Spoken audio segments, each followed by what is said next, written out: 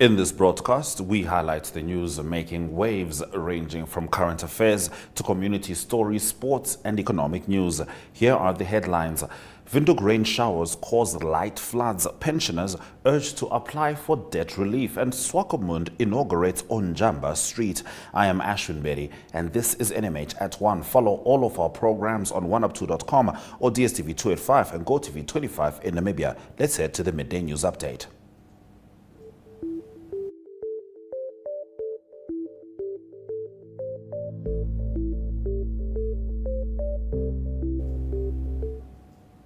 Now, Windhoek City experienced some flooding rain showers yesterday. The rain resulted in large bodies of water visible in Eros, Klein Windhoek and Ludwigsdorp, among other residential areas, as well as in the city centre, with Vernal Shopping Mall among those which experienced high water volumes in the parking and surrounding areas.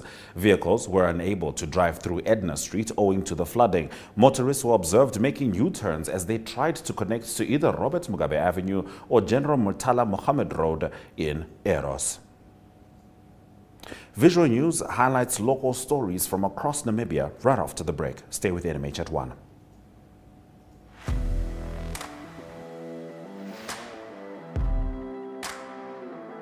Hello and welcome to today's Sports Rep Show. I am your host, Jesse Jackson Kauraifa.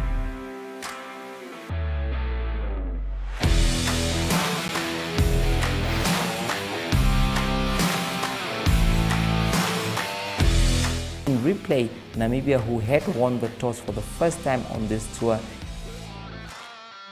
Good day everyone, time for international sports news, starting off with tennis news, both on the WTA for women's and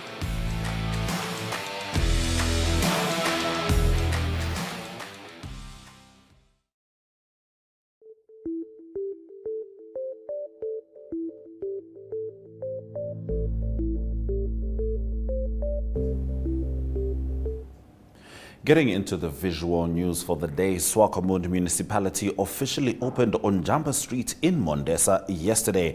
This comes after the street became notorious for constant accidents and road hazards were red flagged in the area. The mayor of Swakopmund, Dina Namubes, and the Swakopmund CEO, Alpheus Benjamin, elaborate on the purpose of this development.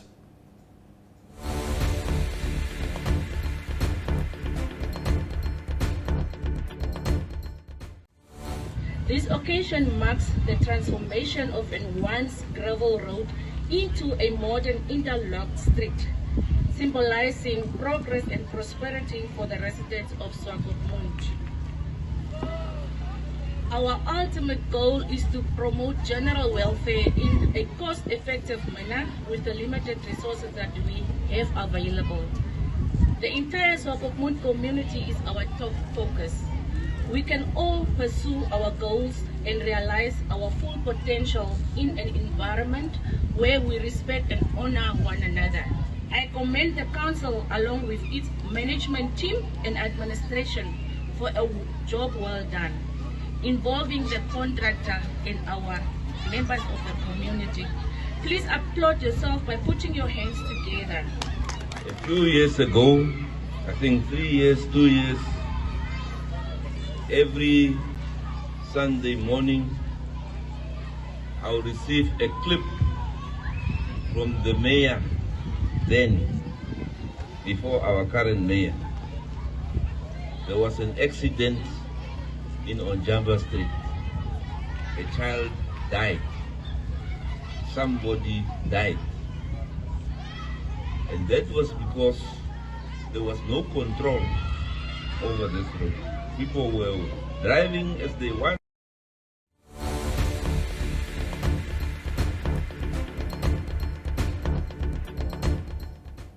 Newspaper review follows the break. Hi Sonia. Hi Tufeni. What are you reading? I'm reading about the Child Care and Protection Act. In this pamphlet I got from school. What's that? It is Namibia's main law for the children and the issues affecting them. The Act classifies here that a child is anyone under the age of 18 years. Check out some of the rights meant to protect you. For more information, contact the Children's Advocate. For more information, contact the Children's Advocate Namibia in the Office of the Ombudsman on 061 207311. Send us an SMS on 20401. SMS costs 40 cents. You can also send us a message via our Facebook page. Remember, the services of the Children's Advocate are free of charge.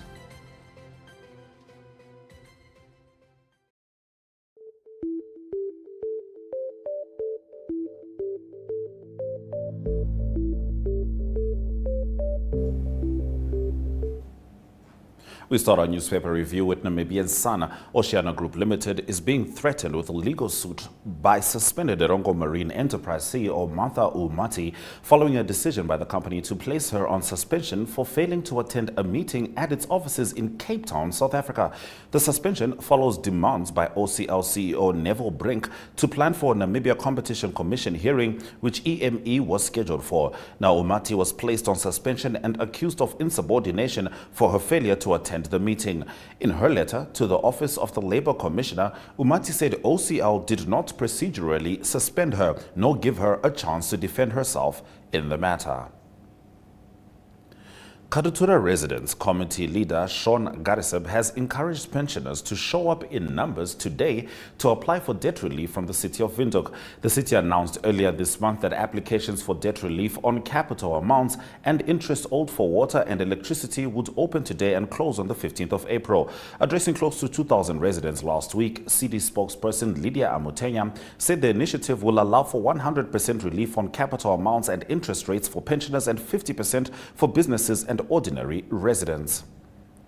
An investigation has found that Namibia's revised secondary education curriculum is largely the cause of the increasingly high failure rate, especially learners sitting for external examinations, with key stakeholders arguing that it was poorly planned and not well resourced. The probe by the Parliamentary Standing Committee on Education, Science, ICT and Youth Development was conducted in 11 regions between July and September 2023. In 2022, the Education Ministry announced a 85% failure rate in the grade 11 and 12 national exams, while last month the ministry announced that just 25.2% of 40,682 full-time learners qualified to proceed to grade 12 or tertiary education.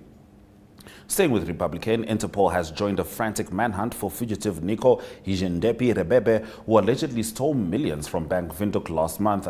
Namibian police spokesperson Deputy Commissioner Kauna Shikwambi confirmed the news, adding that local police still have no leads that could lead to his apprehension. It is rumored that Rebebe fled to Angola. If we detect where he is and such member state as an extradition agreement with Namibia, then necessary arrangements can be made accordingly, he said. Now, today's Allgemeine Zeitung reports that in the midst of an already precarious financial situation, the state oil company NAMCOR has lost 80,000 liters of diesel. It remains unclear where it has gone. NAMCOR already has massive debts. The National Petroleum Corporation of Namibia says petrol worth $1 million Namibian was stolen. The gasoline was probably stolen from the National Oil Storage Facility in Walvis Bay when almost 40,000 liters of diesel, ADO 50 ppm, were to be transported away in December 2023 and January 2024. Now, on page 3, AZ is attending to the woman who sues the Ministry of Health for $4 million Namibian in damages after she had to wait over 12 hours for an emergency cesarean section.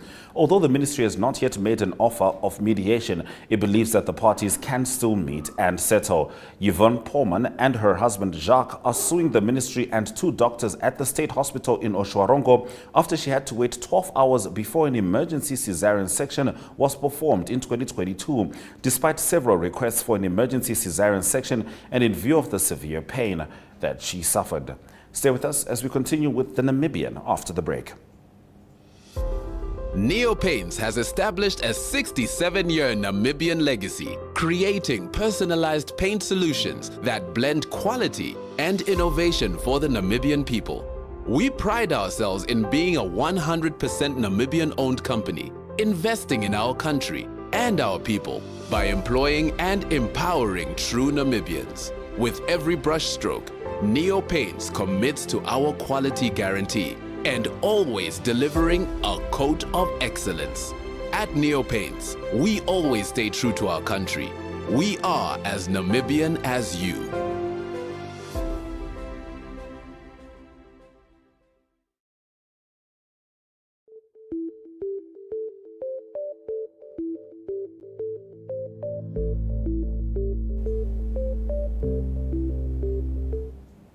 In the Namibian newspaper, a new report by a parliamentary standing committee has pinpointed the chief factor behind the failure rate of grades 11 and 12 pupils in the 2022 academic year: the automatic progression of students to the next grade without learning the basic competencies like reading and writing, the Namibian report.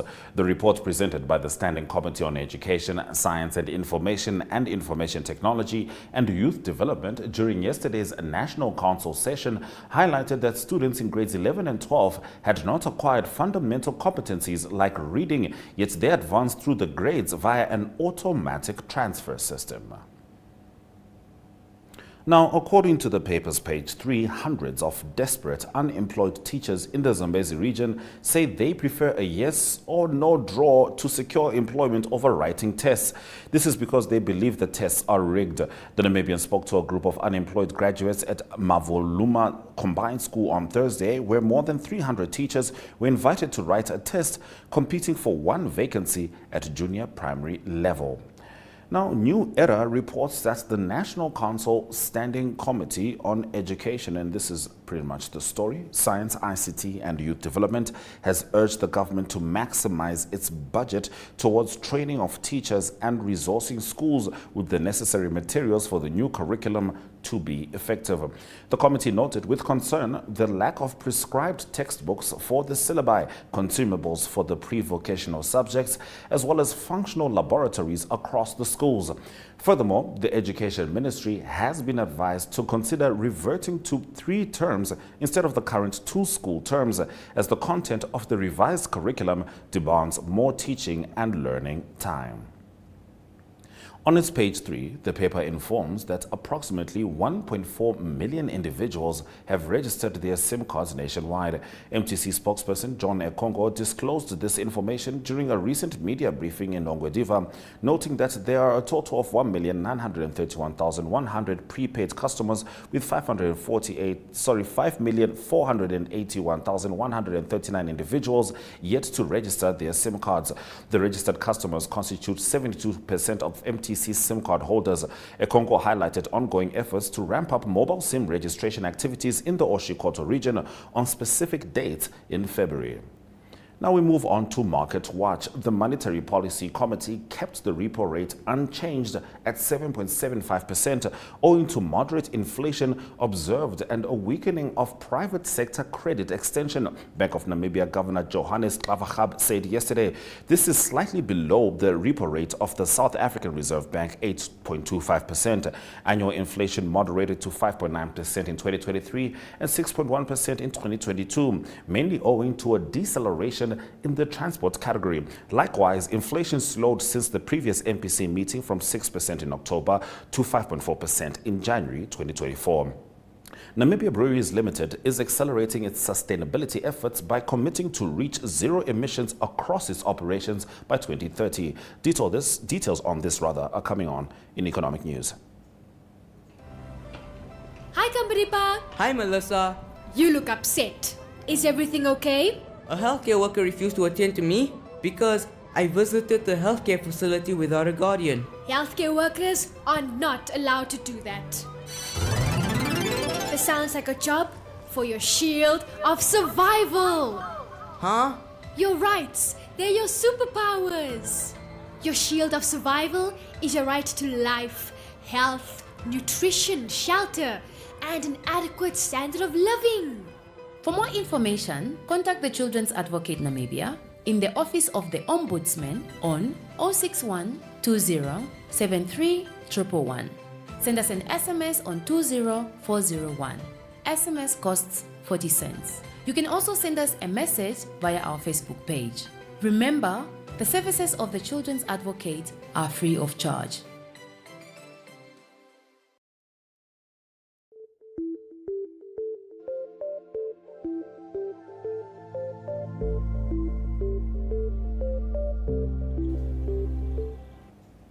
Let us dive into the economic news. Namibia Breweries Limited, a pioneer in sustainable manufacturing, is accelerating its sustainability efforts by committing to reach zero emissions across its operations by 2030. This science-based target, a decade ahead of the Paris Agreement climate goal, will be realized through a comprehensive strategy that emphasizes increased renewable energy usage, enhanced energy efficiency, emission reduction across NBL's value chain, and the implementation of innovative low-carbon technologies and nature-based solutions. This net zero commitment signifies a monumental leap in NBL's sustainability journey as part of its Brew a Better World 2030 strategy, the group said in a statement. For decades, NBL has pioneered innovative sustainability projects, laying the foundation for today's heightened ambitions, it said. A testament to this commitment is the installation of Africa's first industrial-scale biomass boiler, reducing carbon emissions by over 63,000 tons since 2016. This state-of-the-art boiler currently fulfills 85% of the brewery's thermal energy requirements, showcasing NBL's success in transitioning towards renewable thermal energy sources to reduce its carbon footprint. Let's head on over to the economic indicators.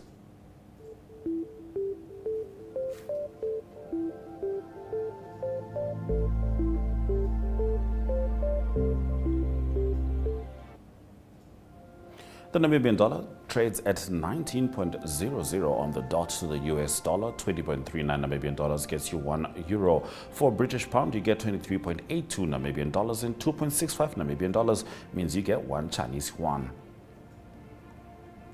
Most selected NSX stock closing prices maintained their value.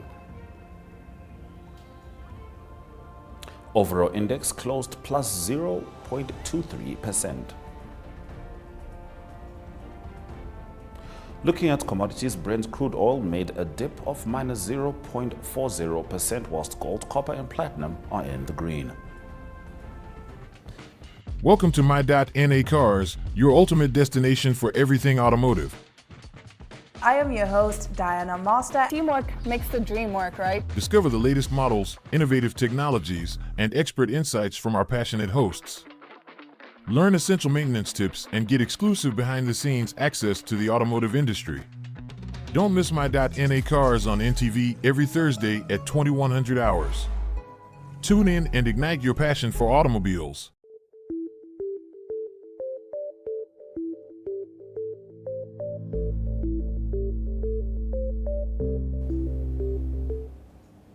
It's time for us to get into news stemming from the broader African continent. Nigeria's Power Minister Adebayo Adelabu has proposed the removal of the electricity subsidy, saying the country can no longer sustain it. Adelabu said that subsidizing the cost of electricity had resulted in the government owing a debt of 1.3 trillion naira to power generating companies and an additional $1.3 billion to gas companies, local media reported. The minister added that Nigeria has allocated 450 billion naira to electricity subsidies this year, but findings show that subsidies could end up costing 2.9 trillion naira. Earlier this month, the International Monetary Fund advised Nigeria to remove the electricity subsidy in order to restore economic stability. The proposal to remove the subsidy is facing some pushback amid fears that its withdrawal could worsen economic hardship. Now, violence perpetrated by Islamic extremists in northern Mozambique fell by 71% last year, the Africa Center for Strategic Studies said on Wednesday, attributing the drop to the offensive launched by SADC and Rwandan forces. The total number of violent incidents recorded by the U.S. Analysis Institute in northern Mozambique was 127, with 260 deaths resulting from them. Nevertheless, 850,000 internally displaced people have still not returned home, writes ACSS. This is attributable to last year's offensive by SADC and Rwandan forces, which were deployed as an army to dislodge extremists from the towns of Palma and Mokimboa da Praia, according to the Washington-based institute. Those forces managed to regain control of 90% of the territory controlled by a group known as Al-Shabaab insurgents, expelling the survivors to the rural areas of the Makomia district, where they now operate in small groups without bases, carrying out random attacks against civilians, adds a CSS infographic. Last year, there was an 80% reduction in violence against civilians, a figure considered particularly remarkable by the institute, given that violence of Islamic militants in northern Mozambique has always been characterized by high levels of violence against civilians. Stay with us as we swing over to international news, starting with Turkey.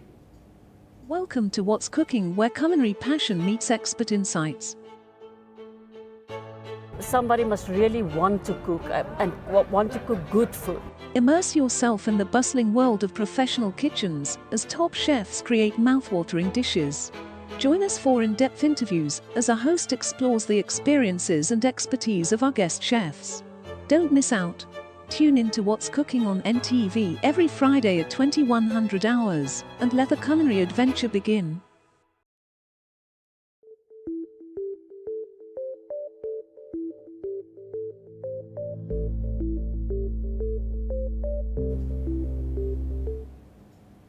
In international news, coal grew in Turkey yesterday to shut down a controversial gold mine as hopes dimmed of rescuing 9 workers trapped by a massive landslide that rolled over their open pit. Turkish state media also reported the arrest of 4 people, including the pit's field manager, in the opening stages of an investigation into the accident at the site, run by a partly US-owned firm. Hundreds of rescuers have been searching through the cyanide-laced field in eastern Turkey since Tuesday, when 10 million cubic meters of sludge suddenly crashed down from a gully. Interior Minister Ali Yerlikaya said 5 of the trapped workers were believed to be in a container, 3 in a vehicle and another in a separate part of the pit in his truck. The rescue operation continues uninterrupted, he said, adding that there was no risk of additional landslides in the region. News from the world of sport follows the break. Hi Sonia. Hi Tufani. What are you reading? I'm reading about the Child Care and Protection Act. In this pamphlet I got from school. What's that? It is Namibia's main law for the children and the issues affecting them. The act classifies here that a child is anyone under the age of 18 years. Check out some of the rights meant to protect you. For more information, contact the Children's Advocate. For more information, contact the Children's Advocate Namibia in the Office of the Ombudsman on 061 20 73 111. Send us an SMS on 20401. SMS costs 40 cents. You can also send us a message via our Facebook page. Remember, the services of the Children's Advocate are free of charge.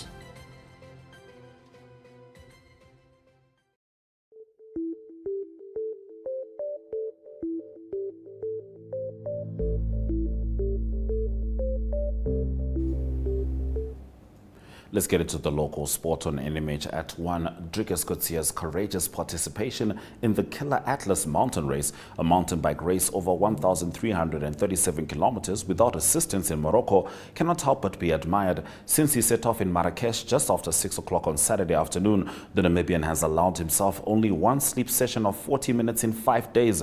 The route from Marrakesh to the coastal town of Essaouira runs right over Atlas Mountains and includes a total climbing height of approximately 21.14 kilometers.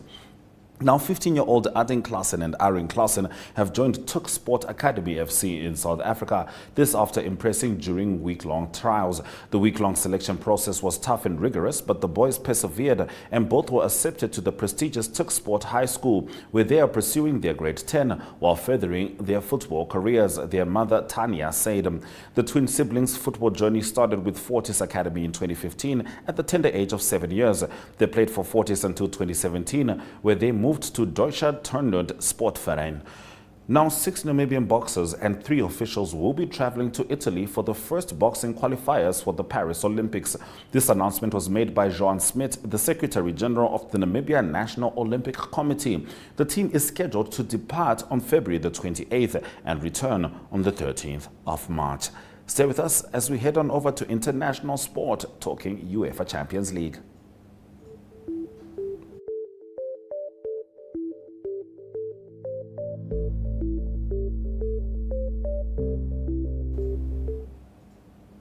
Heading into international sport, Kylian Mbappe scored the opener as Paris Saint-Germain took a big step towards reaching the Champions League quarterfinals with a 2-0 win over Real Sociedad in the first leg of their last 16 tie on Wednesday. The mediocrity of PSG's first half performance at the Parc des Princes said they have had their supporters fearing another in a long line of disappointing results down the years in the Champions League knockout stages. But Mbappe, who is expected to leave the club at the end of the season when his contract expires, broke the deadlock from close range just before the hour mark.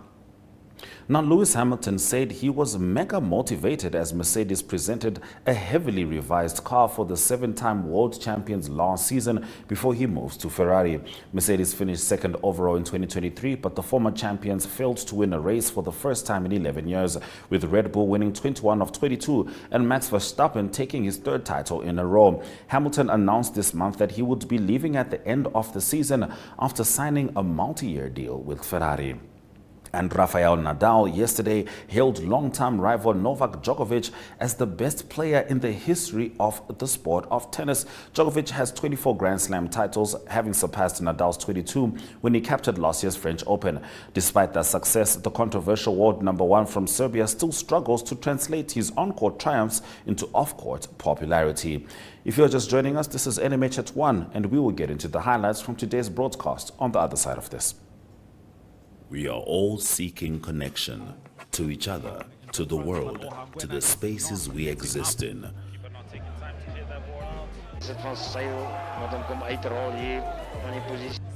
Poor sportsmanship right now from the lads. You might be physically ready, your body is ready, but mentally. Here's another chance, and it is a goal from Windhoek. Hij zegt, ja, is er aan neertrekken. Hij bal lijkt mij grond gevat. Ja, hij heeft grond gevat. En dan zie je... But just enough next. Shh. So, we will be doing this for the mountain climber. More advanced, slightly advanced. So is jou trolley reg? Want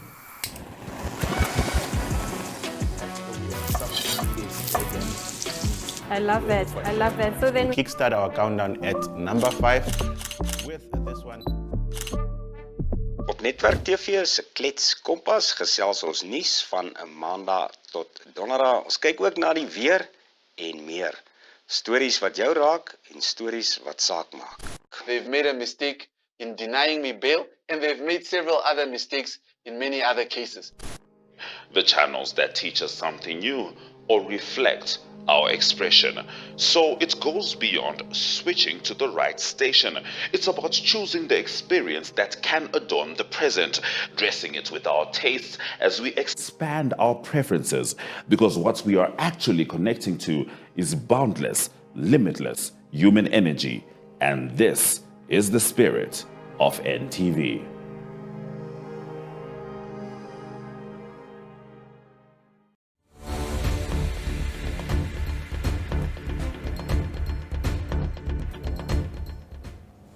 Let's get into the highlights from this afternoon's broadcast. Nigeria's Power Minister Adebayo Adelabu has proposed the removal of the electricity subsidy, saying the country can no longer sustain it.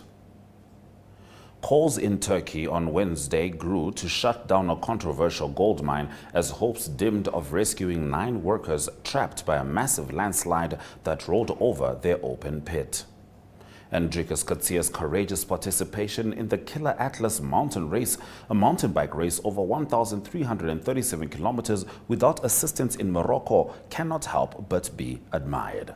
NMH at 1 streams live every weekday at 1 p.m., sharing the latest news in Namibia and beyond. And as Namibia continues to mourn the passing of President Dr. Hage Geingob, the Namibia Media Holdings team would like to extend our condolences to his relatives, close friends, and the nation at large.